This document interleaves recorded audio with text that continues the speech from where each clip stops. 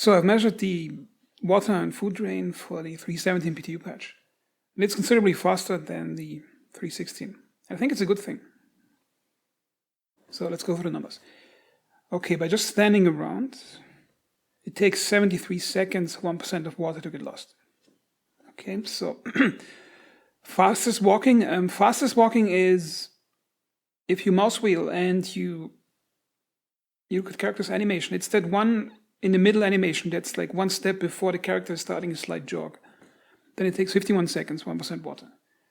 Then for regular running, which is just pressing W with default speed, it takes 37 seconds to lose 1% water. And for food, it's 56 seconds. So I think there's a 2 to 1 ratio with food and water. And sprinting with holding shift is 29 seconds, so 1% water. Okay, now let's see. To lose 100% of water, 73 times 100. You need 7,300 seconds. Now let's divide that by 3,600 seconds, which is 1 hour. So to lose 100% water, it will take you 2 hours and 0.27. Yeah, slightly above 2 hours to run out of water if you're just standing around. Now, if you are running, it's going to be a bit faster. That's almost twice as fast. Well, you should also consider that the game has a top-off tank, which means if you are a freshly respawned player, you will notice that your water isn't ticking down right away. Because I think it has like a 20 or 25% reserve tank that's like on top of it that you can't see, and it only becomes visible when you're getting below 100. And the developer confirmed that there's a hidden tank for that. And I think you can also fill it not just by respawning, but also by just drinking more than you have to. For example, water will refresh you 44% water. And if you go above 100, I guess the top of tank gets filled too. Now, some players might say that it's a bit too harsh, it's a bit too fast. I don't want to drink a water bottle every 2 hours. Because it's sort of a primal thing for a player. Like even a dog understands food and water.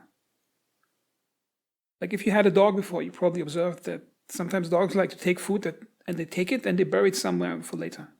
And they remember where it was. And they also remember if there's a water source in the area, they remember where the thing was. And I think that's a much more organic way of survival gameplay in a game than, for example, having some exotic containium fuel tank that you have to replenish. Like, you understand it on an instinctive level what water and food is. And I think 1 bottle of water in an evening play session of 2 hours, I don't see a problem with using that.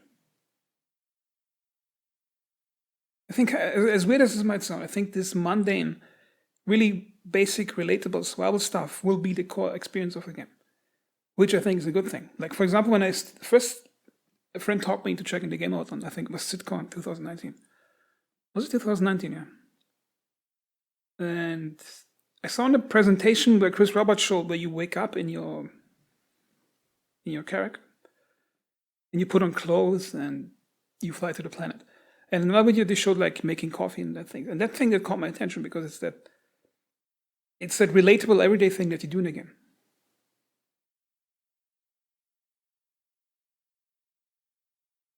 And while I was playing PTU 317, I had like a bottle of water, which I bought somewhere. And I held it in my hand because I didn't have any backpack or something. So anyway, I went to my ship. I rented, it wasn't rented. I bought I think it was an Argo raft because you get like huge amounts of money in the PTU. I took the bottle and put it on the table in the kitchen. Then I went to Areal checking out some was it Rex or I went to a cave or something.